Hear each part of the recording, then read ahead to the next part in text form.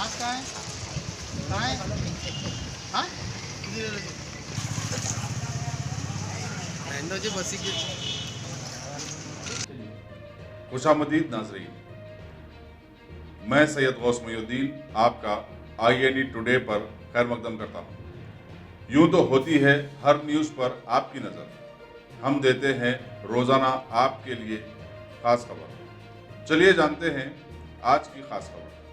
West zone की police task force ने आज आसिफ नगर पुलिस स्टेशन और मंगलहाट पुलिस स्टेशन के हुदूद में अचानक सड़कों पर गैर जरूरी घूमने वालों और बिना मास्क के घर के बाहर निकलने वालों के खिलाफ मुहिम चलाई। आसिफ नगर में इस सिलसिले में 5 केसेस और मंगलहाट में 6 केसेस बुक किए गए।